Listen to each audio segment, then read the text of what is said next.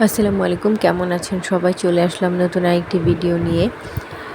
বাচ্চার চুলগুলো অনেক বড় হয়ে গেছে দুইজনেরই। তো গ্রামে গিয়েছিলাম, সেখানেও অনেক ব্যস্ততার মাঝে ছিলাম, যার কারণে বাচ্চাদের চুলগুলো কাটাতে পারিনি।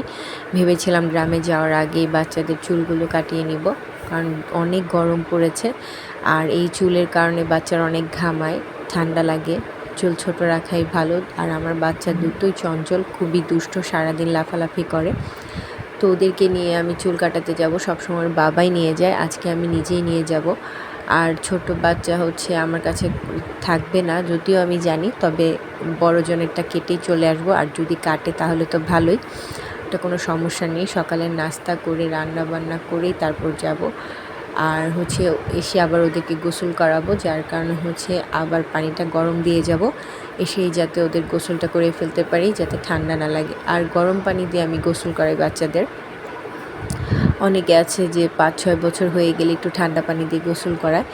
তো ঠান্ডা কাশ লেগেই থাকে আমার বাচ্চাদের, যার কারণে হচ্ছে আমি একটু কুসুম গরম পানিতে গোসল করে দিই।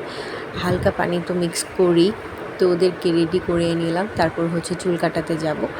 তো আমি সেলুনওয়ালাকে বলে আসছিলাম যে ভাই, আপনাদের এখানে কখন ফ্রি থাকেন, মানে কাস্টমার কম থাকে, আর আমার 2জন বাচ্চাকেই চুল কাটাতে হবে। তো উনি বলেছিল আপনি নিয়ে আইসেন, আমি কেটে দিবনি। আমি বললাম যে ভাইয়া, ধৈর্য নিয়ে কিন্তু কাটাতে হবে, ওরা দুষ্টামি করে, আর আজকে ওরা আব্বু নেই। পরে বললে কোনো সমস্যা নেই, 2-3টা সেলুনই আছে পরিচিত, তবে আর একজন আছে, সেটা আমি কাটাবো না, কারণ হচ্ছে ওরা একটু খারাপভাবেই কাটিয়ে দিয়েছিল এর আগে।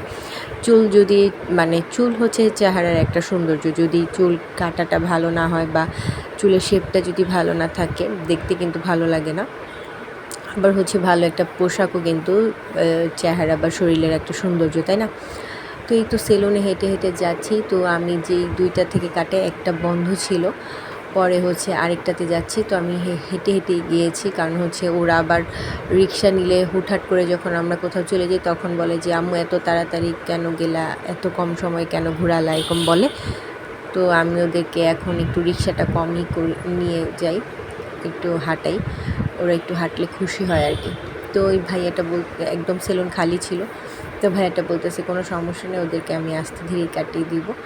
তো ওর ছোটো বাচ্চাটা নড়তেছিল, যার কারণে আর্মি কার্ডটা দেওয়া হয়নি। তো ওদের আবার আমি কিছু ম্যাঙ্গো বার কিনে দিয়েছিলাম, ওই ম্যাঙ্গো বারটা ওদেরকে খেতে দিয়ে দিব। প্যাকেটটা খুলে তারপর হচ্ছে আমি এখানে এটা হচ্ছে সাজনা পাতা বলে আর কি। সাজনা পাতা আমার শাশুড়ি মা গ্রাম থেকে আসার সময় নিয়ে এসেছি। সাজনা পাতাটাকে শুকিয়ে তারপর হচ্ছে হাত দিয়ে সে একটু আর কি গুঁড়ো গুঁড়ো করে দিয়েছিল। এটা আর কি খেলে শরীর হাত পা ব্যথা, যেটা আমরা ওই যে মানে মোরিঙ্গা পাউডার বলি, যেটাকে অনলাইনে যেটা বিক্রি করে আর কি। তো আমি 2 চামচের মতো একটু জাল করে 1 মগ করে খেলে হাত পায়ের ব্যথা বা শরীরটা একটু স্ট্রং লাগে আর কি। কারণ চা তো আর সবসময় খাওয়া যায় না, আর হচ্ছে চা তো প্রচুর কষা হয়ে যায় শরীর। তো এটাও একবেলা খাওয়া যেতে পারে আর কি।